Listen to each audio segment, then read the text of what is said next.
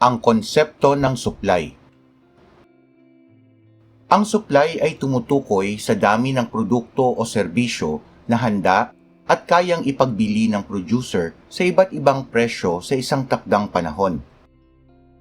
Ito ay may direkta o positibong ugnayan sa presyo ng isang produkto.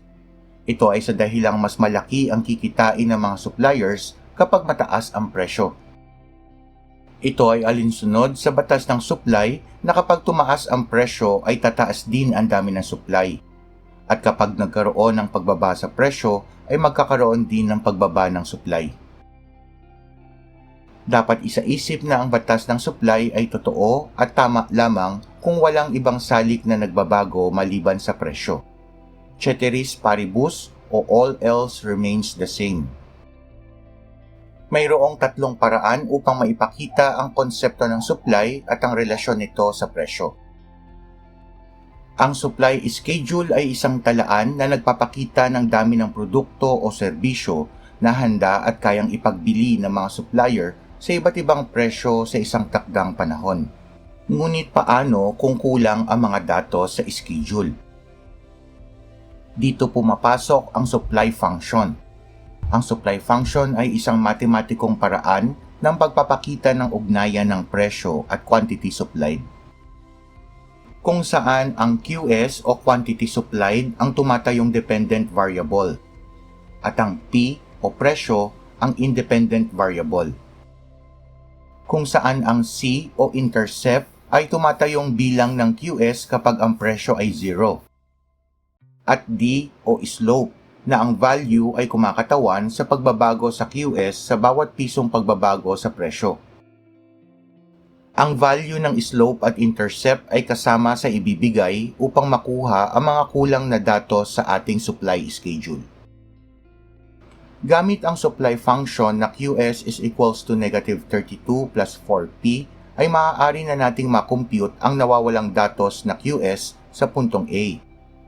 Ipalit ang value ng P sa ating formula.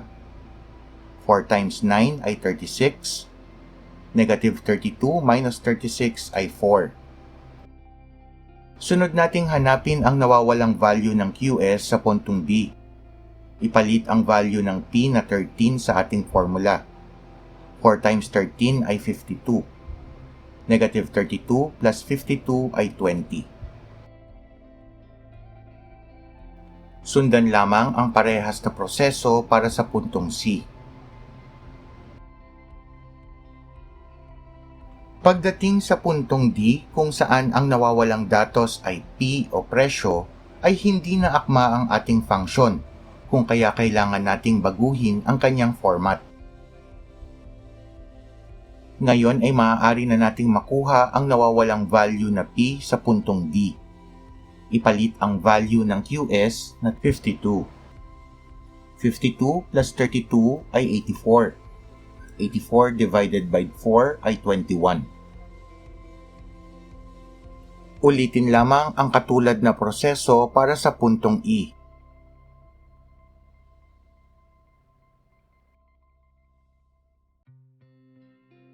Ang kumpletong datos ng supply schedule ay maaaring ipakita sa isang grapikong paglalarawan na tinatawag na supply curve.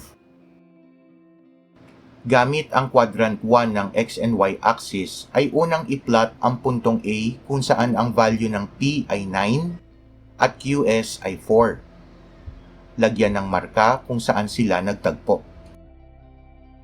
Ulitin lamang ang katulad na proseso para sa puntong B, C, D, at E.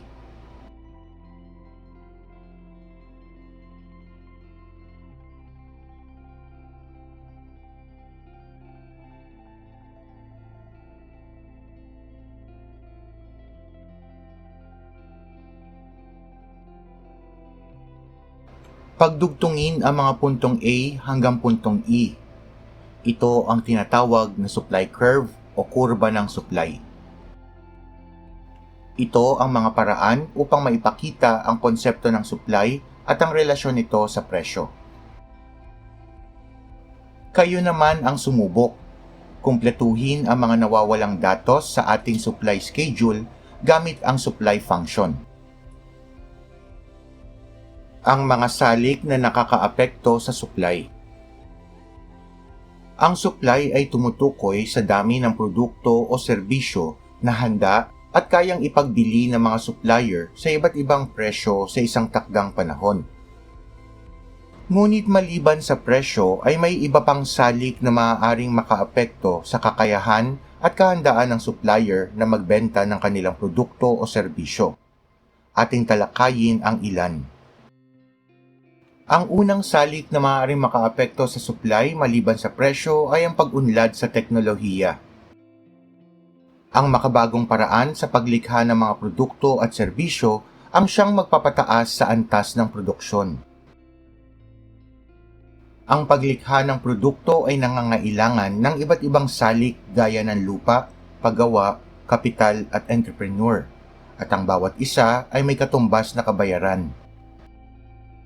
Ang mataas na gastusin sa produksyon ay nagpapababa sa dami ng supply. Pangatlo ay ang subsidy. Ito ay tumutukoy sa tulong na ibinibigay ng pamahalaan sa isang industriya o negosyo upang makatulong sa kanilang operasyon para mapanatiling mababa o mapagkompetensya ang presyo ng isang kalakal o serbisyo.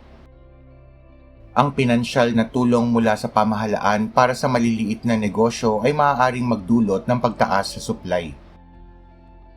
Ang klima o panahon ay may malaki ring epekto sa produksyon ng mga produkto at serbisyo.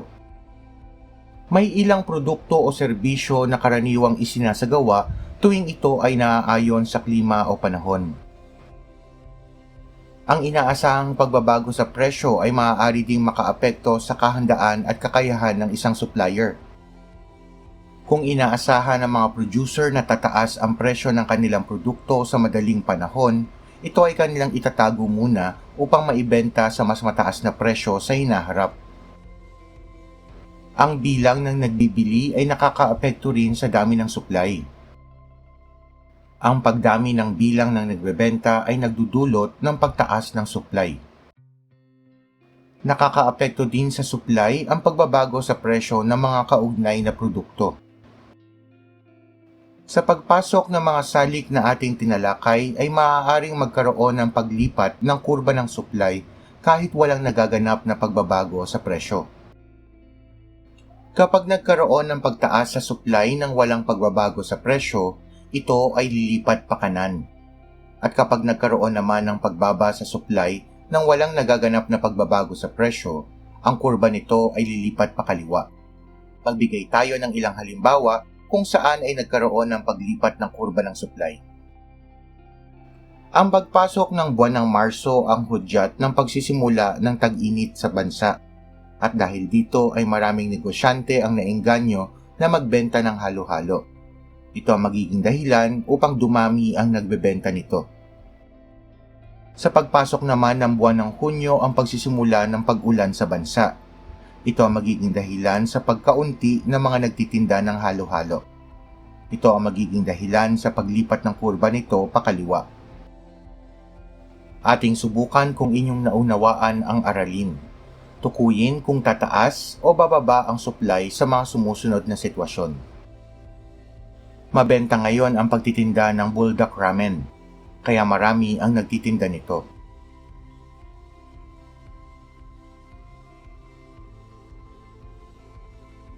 Dumaan ang malakas na bagyo sa gitnang Luzon na sumira sa maraming taniman ng palay.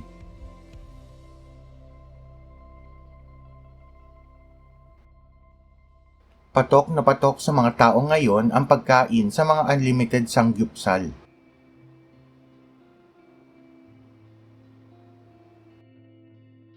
Marami sa mga nagtitinda ng frozen goods ang hindi muna nagbenta ng kanilang produkto dahil sa inaasahang pagtaas ng presyo nito.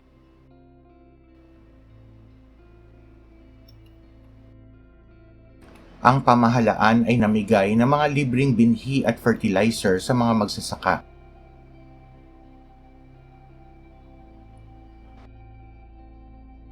Ilan ang nakuha niyong tamang sagot? Ang konsepto ng supply.